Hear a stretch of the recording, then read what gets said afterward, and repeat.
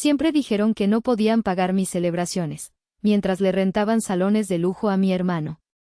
No dije nada.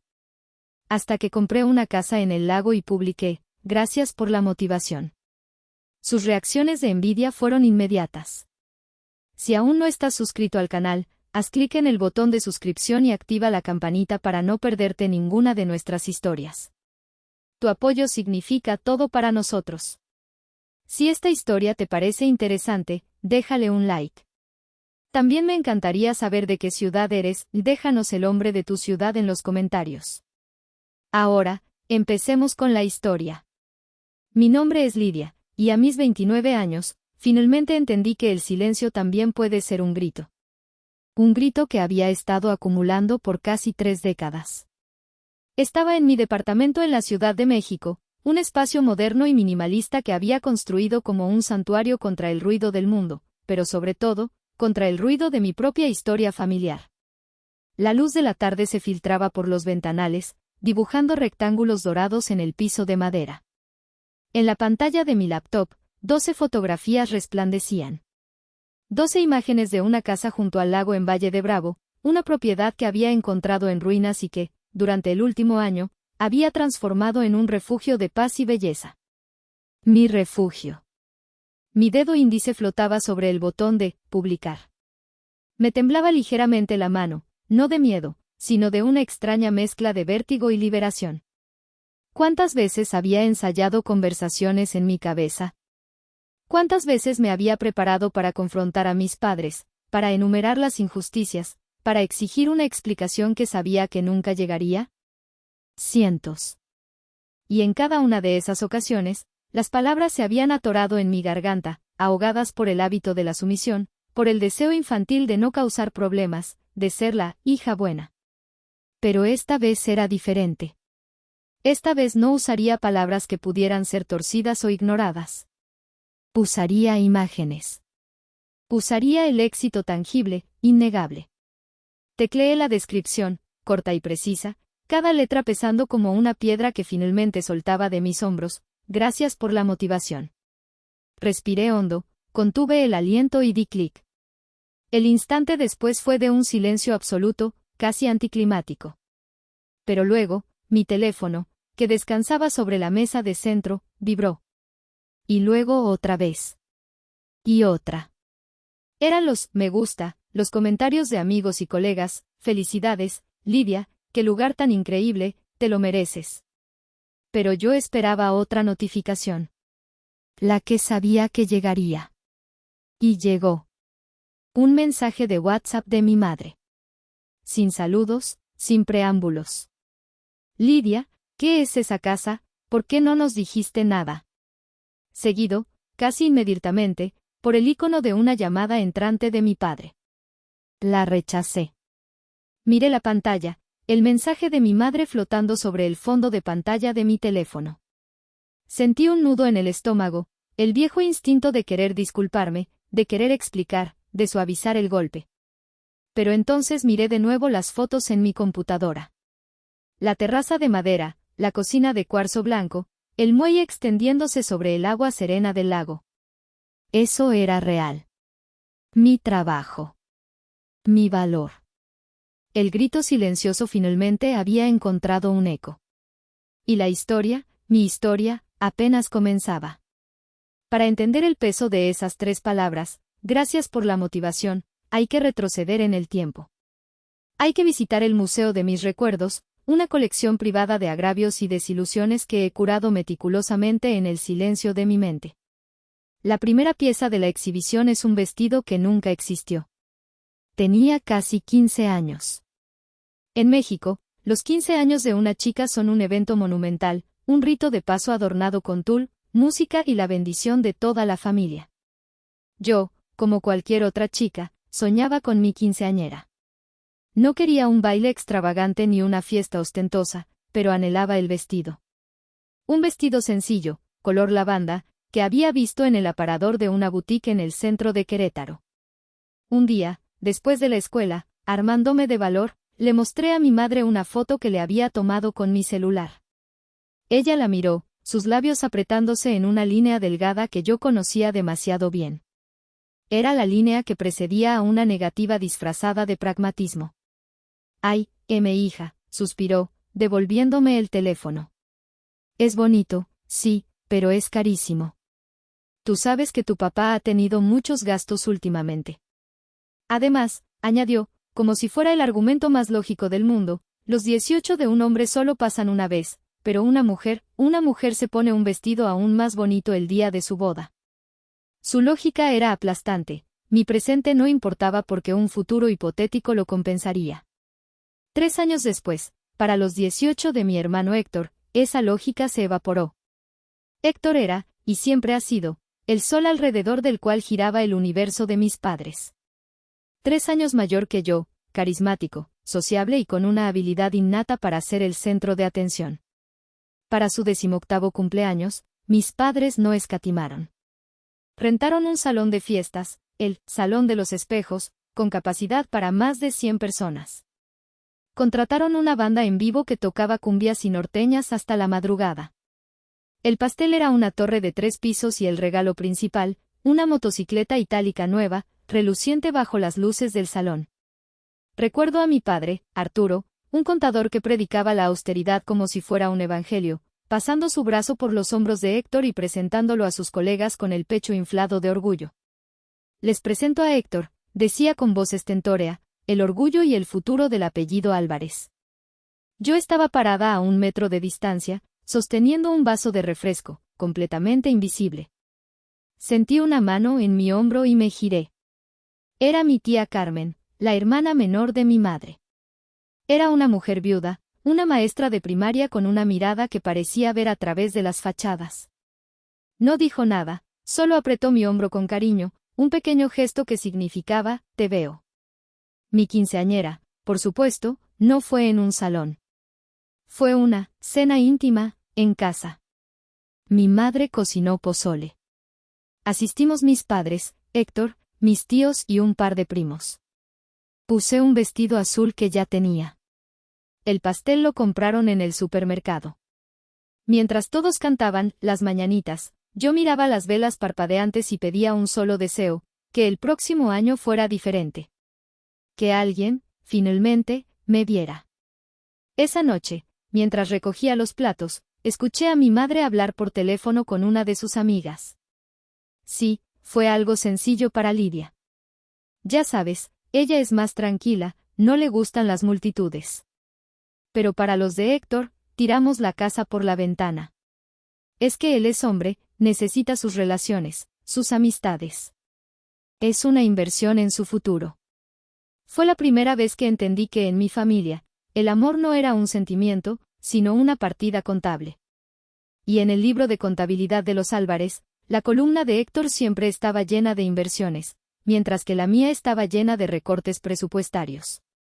El vestido de quinceañera que nunca tuve se convirtió en el primer fantasma de mi museo personal, un recordatorio etéreo de que mis sueños tenían un precio que mis padres nunca estuvieron dispuestos a pagar.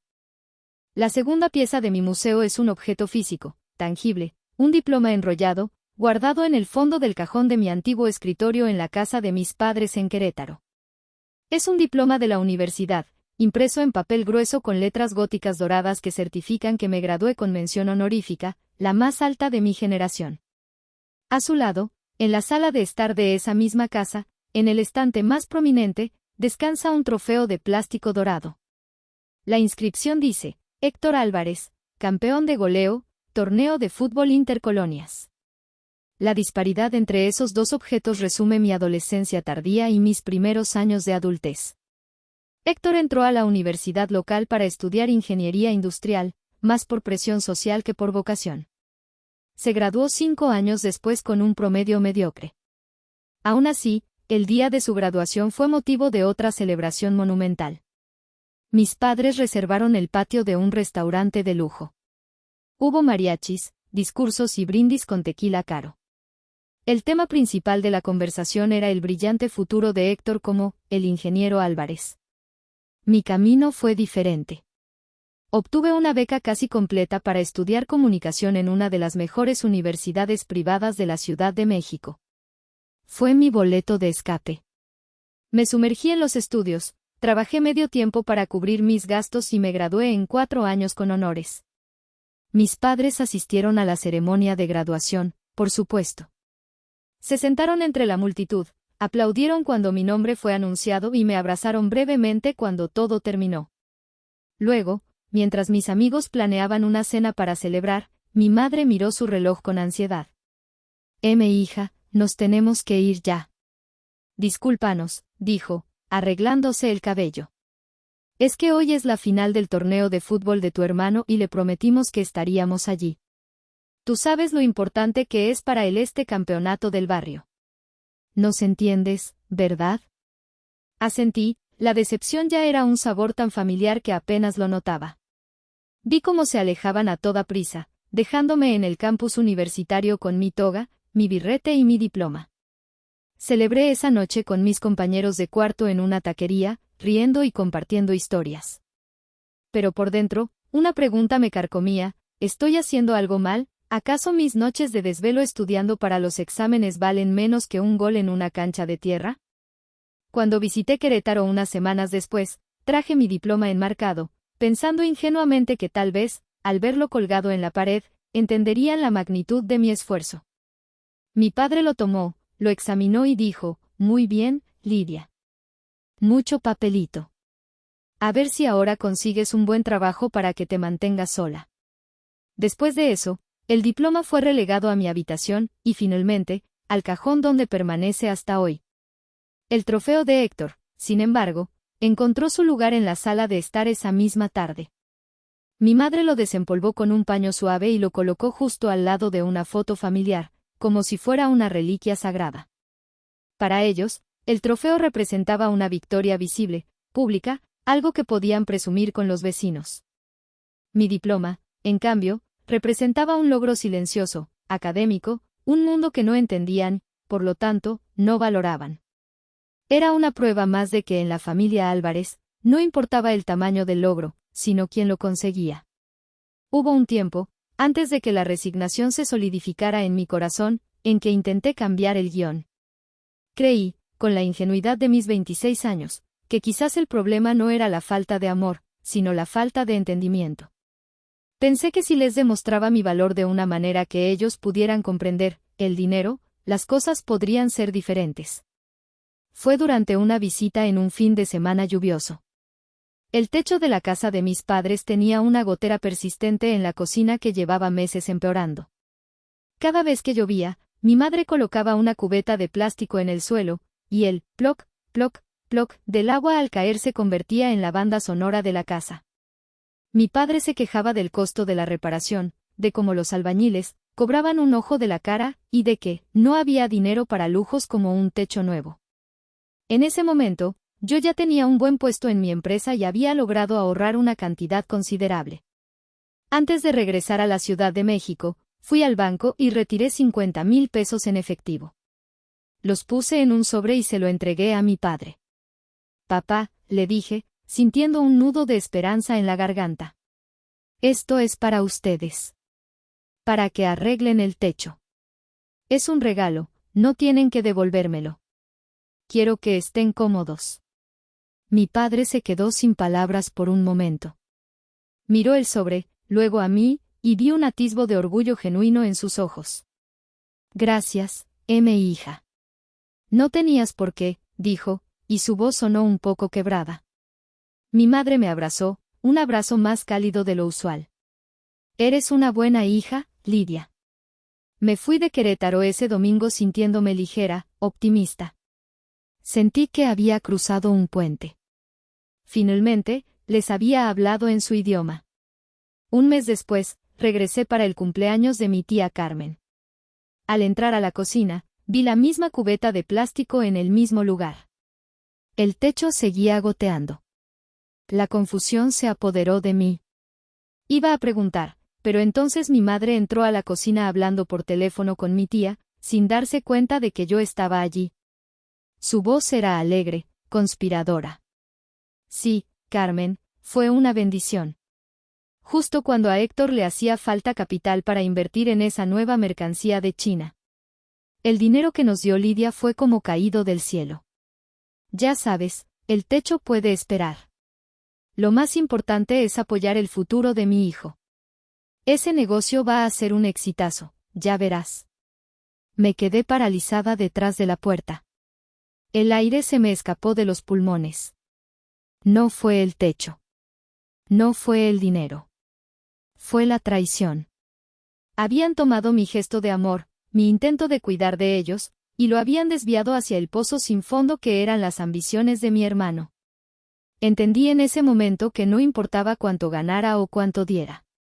Yo no era una persona a la que cuidar, sino un recurso que explotar.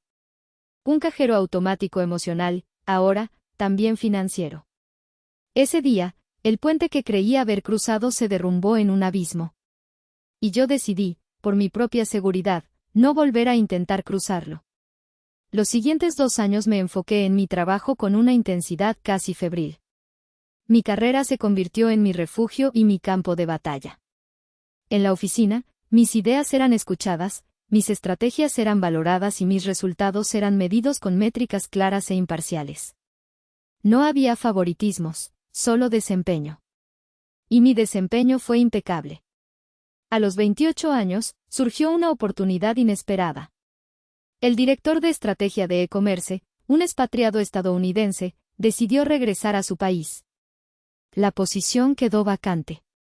Era un salto enorme, un puesto que normalmente se le daría a alguien con más experiencia. Yo era la gerente más joven del departamento, pero también la que tenía los mejores resultados. Mi jefe, Daniel, un hombre visionario y justo, vio mi potencial. Luchó por mí ante la junta directiva. La edad es irrelevante, argumentó, según me contó después una colega.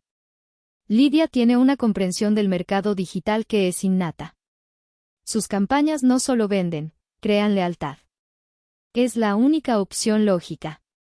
Una semana después, Daniel me llamó a su oficina. La luz de la mañana inundaba el espacio a través de los ventanales que daban al Paseo de la Reforma. Felicidades, Lidia, me dijo, extendiendo su mano. A partir del próximo lunes, eres la nueva directora de estrategia. El impacto de la noticia me dejó sin aliento. El aumento de sueldo era sustancial, casi el doble de lo que ganaba. Pero era el título, la responsabilidad, la confianza depositada en mí lo que realmente me importaba. Era la validación profesional más grande de mi vida. Esa noche, compré una botella de mi vino favorito y una rebanada de pastel de chocolate. Me senté sola en el balcón de mi departamento, contemplando el mar de luces de la Ciudad de México. Destapé el vino, me serví una copa y brindé en silencio. Por ti, Lidia, susurré. Lo lograste. Sentí una oleada de orgullo, pura y abrumadora. Pero inmediatamente después, una punzada de soledad. Quería compartir la noticia. El instinto, como un perro viejo y leal, me llevó a tomar el teléfono para llamar a mis padres. Marqué el número de casa y esperé. Pero justo antes de que contestaran, colgué. ¿Para qué? Para escuchar un, qué bueno, hija, felicidades, seguido de un monólogo de 20 minutos sobre el último proyecto de Héctor. Para que mi logro fuera reducido a un simple dato antes de pasar al tema que realmente les importaba. En cambio, le envié un mensaje a Daniel, mi jefe. Gracias de nuevo por esta oportunidad. No te decepcionaré. Su respuesta fue inmediata, no tengo duda de ello, Lidia. El éxito es el resultado del talento y el trabajo duro. Y tú tienes ambos. Celébralo. Todo el equipo está orgulloso de ti. Leí ese mensaje una y otra vez. Todo el equipo está orgulloso de ti. Era curioso cómo las palabras de un casi extraño podían sentirse más cercanas y genuinas que cualquier cosa que hubiera escuchado de mi propia familia. Esa noche, celebré mi éxito en la compañía de las luces de la ciudad, sintiéndome, a la vez, increíblemente poderosa e irrevocablemente sola. A pesar de mi resolución, una parte de mí, una parte tonta e infantil, todavía albergaba una brasa de esperanza. Así que, un fin de semana, conduje las 3 horas de regreso a Querétaro. Llevaba conmigo la noticia de mi ascenso como una ofrenda de paz, esperando que esta vez, solo esta vez, fuera diferente. El ambiente en casa era extrañamente festivo. Mis padres me recibieron con sonrisas y abrazos. Me sentí cautelosamente optimista. Durante la comida, finalmente encontré el momento. Mamá, papá, comencé, quería contarles algo. Me ascendieron en el trabajo. Ahora soy la directora de estrategia. Qué bueno, hija, felicidades, dijo mi padre, y por un segundo, su alegría pareció genuina. Siempre supe que eras inteligente. Mi madre asintió, sonriendo. Claro que sí, mi niña. ¡Qué orgullo!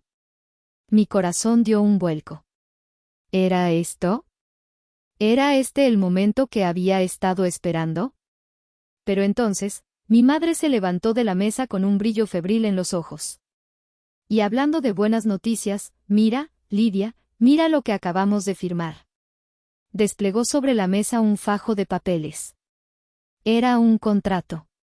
En la parte superior, en letras elegantes, se leía, contrato de arrendamiento de evento, Hacienda San Miguel. Me quedé helada. La Hacienda San Miguel.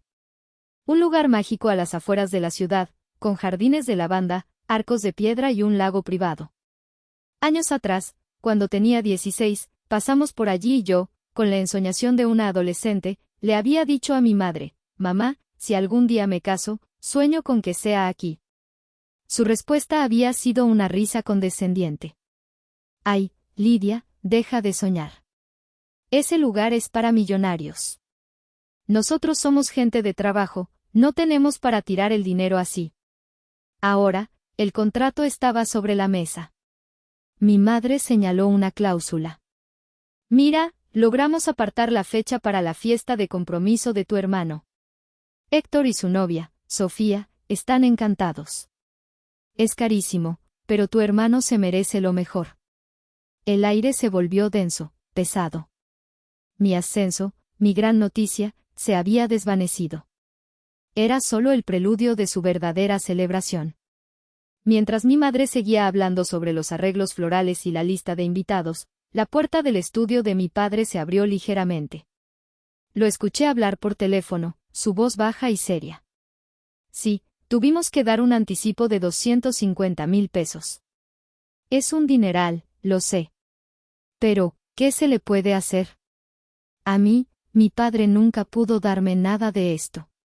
Yo tengo que asegurarme de que mi hijo tenga todo lo que yo no tuve. Es mi deber. Esa frase me golpeó como un puñetazo en el estómago. De repente, todo encajó. No se trataba solo de Héctor. Se trataba de las heridas no sanadas de mi padre, de sus propias carencias proyectadas en su hijo. Él no estaba invirtiendo en el futuro de Héctor, estaba tratando de reescribir su propio pasado. Y en esa trágica obra de teatro, yo era un daño colateral, una actriz secundaria cuyo único propósito era aplaudir al protagonista. Mi madre me miró, dándose cuenta de mi silencio. ¿No estás feliz por tu hermano, Lidia? Forcé una sonrisa que se sintió como una mueca. Claro, mamá. Feliz. Fue la última vez que intenté buscar su aprobación. La brasa de esperanza finalmente se había extinguido, dejando solo cenizas frías. El sueño de mi adolescencia no solo había sido ignorado, había sido robado y entregado a alguien más. Y esa fue la gota que derramó el vaso. No me despedí. Simplemente me levanté de la mesa, murmuré algo sobre tener que volver temprano a la ciudad y salí de la casa. Ninguno de los dos intentó detenerme. Estaban demasiado absortos en los planos de la fiesta, en la celebración del hijo que sí importaba. El viaje de regreso a la Ciudad de México fue un borrón de asfalto y lágrimas. Lloré con una furia que no sabía que poseía. Lloré por la niña de 15 años a la que le negaron un vestido, por la joven de 22 a la que abandonaron en su graduación, por la mujer de 28 a la que le robaron un sueño. Lloré hasta que se me secaron los ojos y un vacío helado se instaló en mi pecho. A mitad de camino, en la autopista, algo cambió. La tristeza se transformó. El dolor se cristalizó en una resolución dura y afilada como un diamante. Dejé de llorar. Apagué el radio, que tocaba una canción de amor empalagosa, y conduje en silencio. El único sonido era el rugido del motor. Ya no buscaría su validación. Nunca más. Si ellos no podían ver mi valor, yo se los iba a mostrar. No con palabras, no con súplicas. Se los mostraría de una manera tan grande, tan innegable, que no podrían ignorarla aunque quisieran. Si el dinero era el único idioma que entendían, entonces yo me convertiría en una experta políglota. Tomé mi teléfono y, usando el manos libres, llamé al contacto que una colega me había recomendado meses atrás. Finanzas y futuro, buenas tardes, contestó una voz profesional. Buenas tardes, respondí, mi propia voz sonando extrañamente tranquila, firme. Mi nombre es Lidia Álvarez. Quisiera agendar una cita con un asesor financiero. Quiero hablar sobre inversiones inmobiliarias. Hubo una pausa al otro lado de la línea. Claro, señorita Álvarez, ¿tiene alguna propiedad en mente? Miré la carretera que se extendía frente a mí, un camino que de repente parecía lleno de posibilidades. Sí, dije, y una sonrisa amarga pero decidida se dibujó en mis labios. Estoy pensando en un lugar para escapar. En ese momento, en medio de la nada en la autopista México-Querétaro, mi plan secreto comenzó a tomar forma. Ya no se trataba de ganar su amor. Se trataba de reclamar mi poder. La reunión con el asesor financiero fue una revelación. Desplegó mis finanzas sobre la mesa, mis ahorros, mis inversiones, mi historial crediticio, y me miró con respeto. Señorita Álvarez, dijo, usted está en una posición financiera excepcionalmente fuerte para su edad. Puede permitirse mucho más que un simple escape. Esa frase resonó en mí. Comencé a buscar propiedades no como una víctima que busca un escondite, sino como una estratega que busca una fortaleza. Mi búsqueda me llevó a Valle de Bravo, un pueblo mágico a 2 horas de la ciudad, conocido por su lago y sus casas de fin de semana para la élite capitalina. Era el símbolo perfecto. Encontré una propiedad que había sido embargada por el banco. La casa principal estaba en un estado lamentable, con pintura descascarada y un jardín salvaje. Pero estaba en un terreno privilegiado, con 100 metros de frente del lago privado. El precio era una ganga precisamente por el estado de abandono. La compré. Durante el siguiente año, la casa se convirtió en mi obsesión. Cada fin de semana, sin falta, conducía las 2 horas desde mi departamento hasta el lago. Me cambiaba mi ropa de ejecutiva por jeans y botas de trabajo. Contraté a un equipo de construcción local, pero me involucré en cada detalle. Aprendí a leer planos arquitectónicos, a diferenciar tipos de madera, a negociar con proveedores de mármol y granito. Los albañiles al principio me miraban con escepticismo, esta mujer de la ciudad que llegaba con su laptop y sus ideas. Pero pronto se dieron cuenta de que no era una aficionada. Estaba allí al amanecer, con café para todos, y me quedaba hasta que el último trabajador se iba. Hacía preguntas, escuchaba sus consejos, pero la decisión final siempre era mía. El proceso fue una terapia brutal y hermosa. Cada muro que derribábamos se sentía como derribar una vieja creencia sobre mí misma. Cada ventana nueva que instalábamos, orientada para capturar la mejor vista del lago, se sentía como abrir una nueva perspectiva en mi vida. El jardín salvaje fue domado y rediseñado con lavanda y agaves, plantas que simbolizaban resiliencia y belleza. Mientras tanto, mi contacto con mi familia se redujo al mínimo. Llamadas cortas en cumpleaños, mensajes de texto en Navidad. Estaban demasiado ocupados con los preparativos de la boda de Héctor, que, por supuesto, se pospuso varias veces por los imprevistos de sus negocios, como para notar mi ausencia. Y yo estaba demasiado ocupada construyendo mi futuro como para extrañar su presencia. La casa no era solo ladrillos y cemento. Era la manifestación física de mi independencia. Cada clavo martillado era un adiós a la niña que esperaba aprobación. Cada capa de pintura era un lienzo nuevo para mi futuro. No estaba construyendo una casa de fin de semana. Estaba construyendo mi fortaleza, mi declaración de principios, mi palacio personal. Y pronto, muy pronto, estaría lista para la inauguración. Cuando el último pintor guardó sus brochas y el diseñador de interiores colocó el último cojín, di un paso atrás y contemplé mi obra. La casa ruinosa y olvidada se había transformado en una villa moderna y elegante, con espacios abiertos, acabados de lujo y una terraza que parecía flotar sobre el agua del lago. Era más hermosa de lo que jamás había imaginado. Caminé por las habitaciones vacías, el único sonido era el eco de mis pasos sobre el suelo de madera de ingeniería.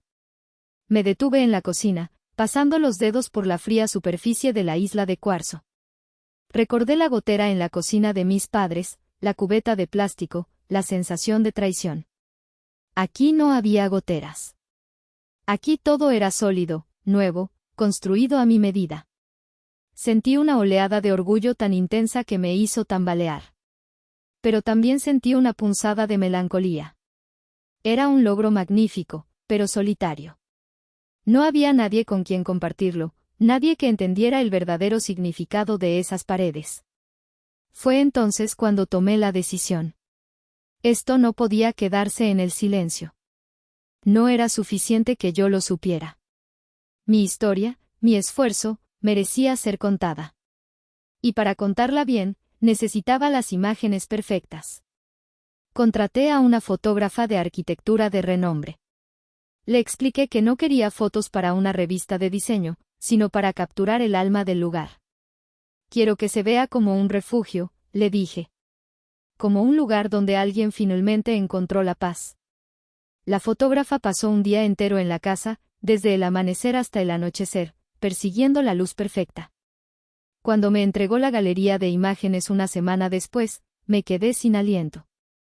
No eran solo fotos de una casa bonita. Eran retratos de un sueño cumplido.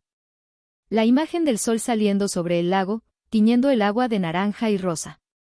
El detalle de la chimenea de piedra, con una copa de vino esperando.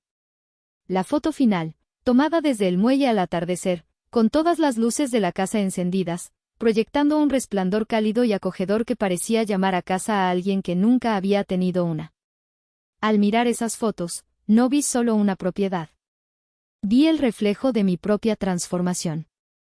Vi las horas extra en la oficina, los fines de semana de trabajo agotador, las decisiones difíciles, el valor que me había costado decir no a las expectativas de otros para poder decirme sí a mí misma. Cada foto era una página de un diario que nunca escribí. Era la prueba irrefutable de mi viaje. Seleccioné las 12 mejores. Era hora de publicar mi historia. Era hora de que el mundo, y específicamente mi pequeño mundo familiar, viera lo que había construido a partir de las ruinas que ellos habían ayudado a crear. Si llegaste hasta esta parte del video, significa que realmente te interesó la historia. Cuéntame en los comentarios qué opinas, escribe el número 1 para saber que estás aquí o dime desde qué parte de tu país me estás viendo. También puedes dejar cualquier pregunta y la responderé. La noche que decidí publicar las fotos, me preparé como si fuera a una batalla. Me serví una copa de vino, puse música clásica de fondo y me senté en el sofá de mi departamento en la ciudad. Abrí mi laptop y entré a Instagram, una plataforma que rara vez usaba. Por curiosidad, entré al perfil de mi madre. La foto más reciente era de la despedida de soltero de Héctor. Un grupo de hombres sonrientes en un yate en Acapulco. La descripción decía, mi rey disfrutando con sus amigos, te mereces todo, hijito. Deslicé hacia abajo. Fotos de Héctor en su nuevo coche, comprado con un préstamo de mis padres. Fotos de Héctor y su novia en cenas románticas. Fotos, fotos y más fotos de Héctor. Busqué una foto mía. La última era de hacía más de un año, en la boda de una prima. Yo estaba en una esquina de la foto grupal, con una sonrisa forzada. Cerré el perfil de mi madre. Ya no sentía dolor, solo una claridad fría. Abrí la carpeta con las fotos de la casa del lago. Las cargué en una nueva publicación, creando un carrusel. La primera imagen era la vista panorámica desde la terraza al amanecer. La última, la casa iluminada por la noche. Luego vino el momento de la verdad, la descripción. Podría haber escrito un párrafo entero detallando mi viaje, mi dolor, mi triunfo. Podría haber lanzado acusaciones directas. pero entendí que la elegancia de la venganza reside en su sutileza. El golpe más fuerte no es el que grita, sino el que susurra, el que obliga al otro a llenar los espacios en blanco. Mis dedos teclearon solo 3 palabras. 3 palabras que resumían una vida de ser subestimada. Gracias por la motivación. Miré la pantalla. Las fotos perfectas. La frase perfecta. Era una bomba de tiempo con un temporizador de 1 segundo. Era un jaque mate silencioso. Antes de dar clic en publicar, me detuve. Pensé en las consecuencias. Las llamadas furiosas. Los dramas familiares. La culpa que intentarían hacerme sentir. Por un instante, la vieja Lidia, la que evitaba el conflicto a toda costa, quiso borrarlo todo y fingir que no había pasado nada. Pero entonces vi la foto de la casa iluminada en la noche, mi casa. Y recordé por qué lo estaba haciendo. No era por ellos. Era por mí.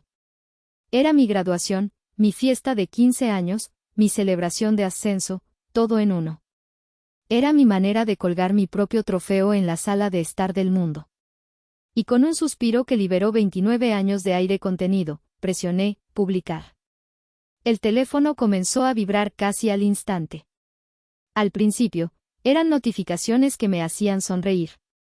Colegas de trabajo, amigos de la universidad, incluso antiguos conocidos. Los comentarios iban desde impresionante, Lidia, hasta ¿cuándo invitas a la inauguración? Cada mensaje era un pequeño bálsamo, un recordatorio de que había construido una vida y una comunidad fuera del círculo tóxico de mi familia. Pero sabía que esos no eran los mensajes que realmente importaban esa noche. La calma duró exactamente 17 minutos.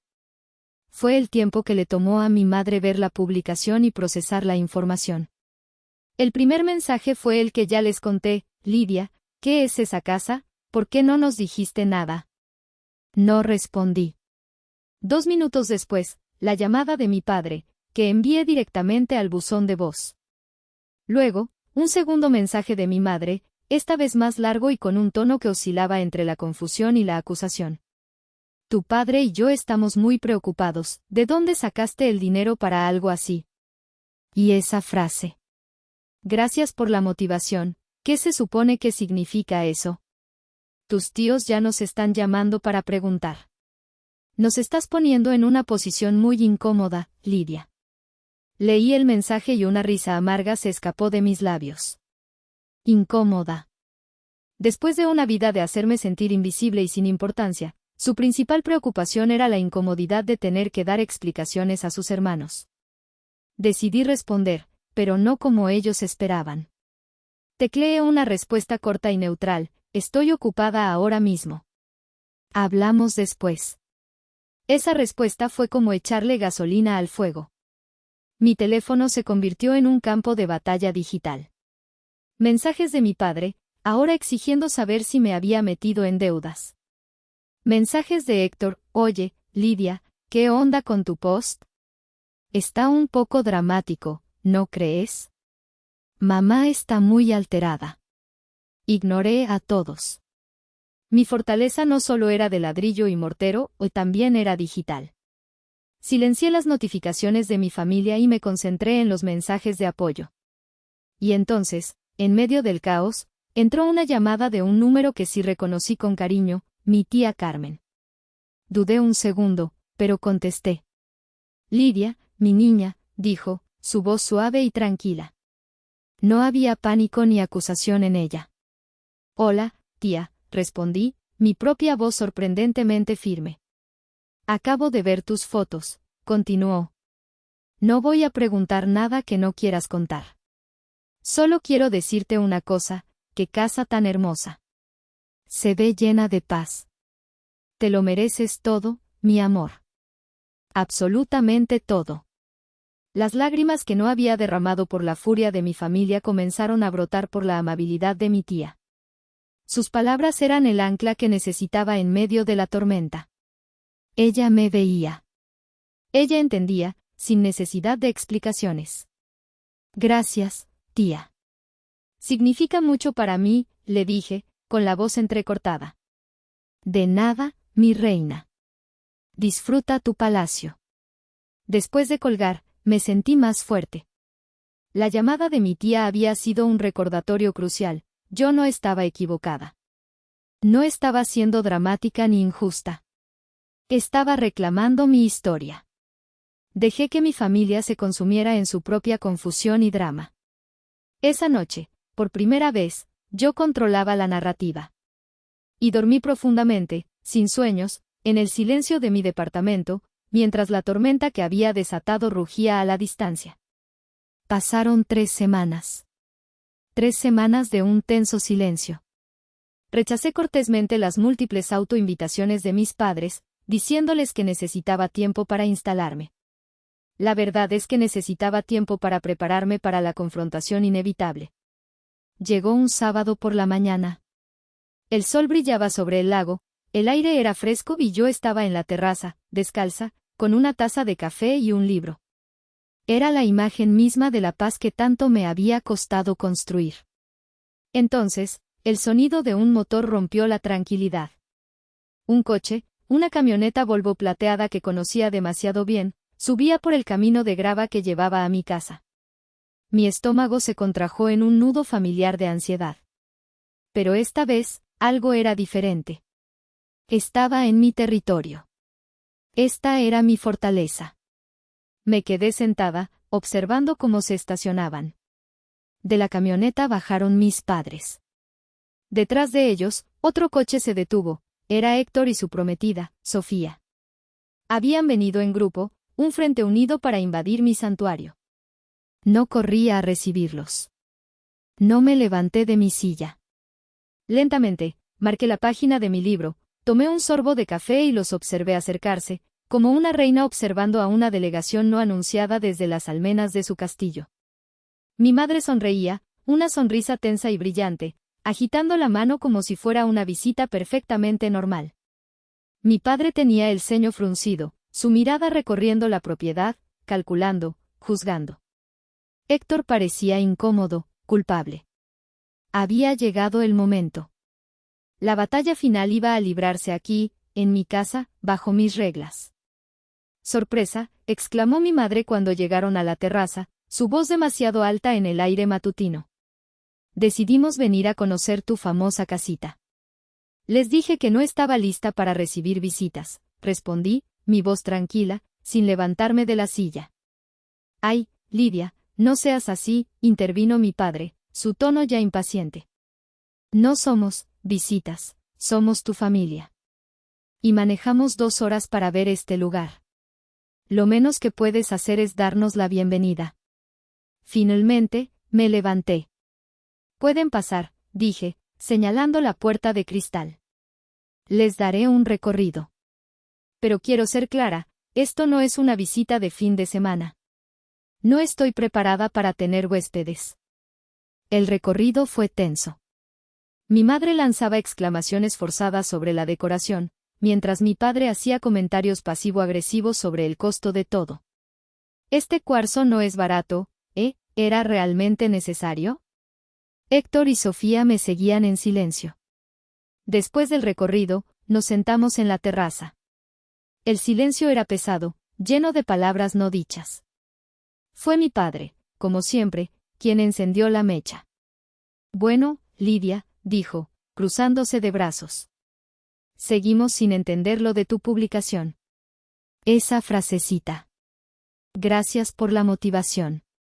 Suena muy injusto para tu madre y para mí. Después de todo lo que hemos hecho por ti.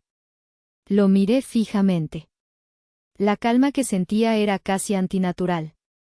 Era la calma del que ya no tiene nada que perder. Injusto, repetí, y una pequeña sonrisa se dibujó en mi rostro. Papá, hablemos de injusticia. Me incliné hacia adelante. Injusto es decirle a tu hija de 15 años que no hay dinero para su vestido de quinceañera y 3 años después gastar una fortuna en la fiesta de su hermano. Injusto es irte corriendo de la graduación con honores de tu hija para no perderte un partido de fútbol amateur. Injusto, y mi voz se endureció, Es tomar los 50,000 pesos que tu hija te da con todo su amor para arreglar el techo de tu casa y dárselos a tu hijo para uno de sus negocios fallidos. Mi madre ahogó un grito.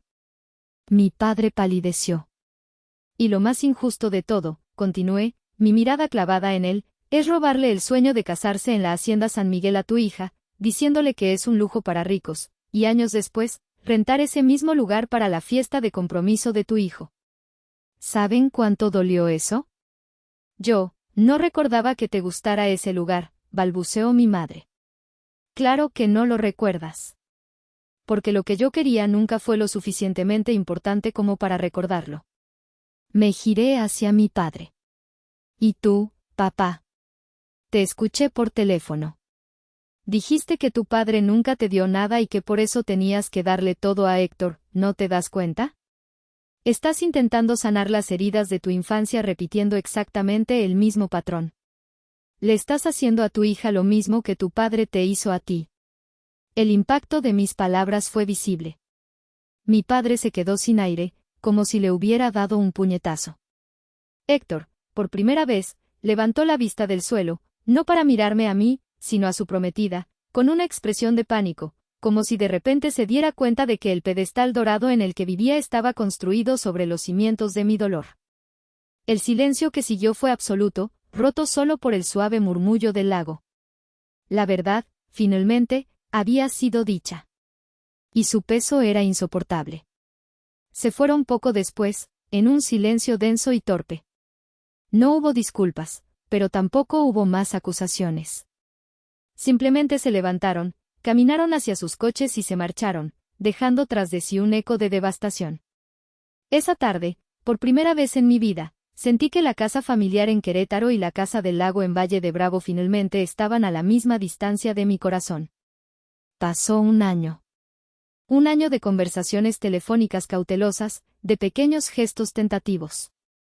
Un año en el que empecé a construir una relación con Héctor, no como la hermana invisible y el hermano dorado, sino como dos adultos que intentaban entender el legado tóxico que habían heredado.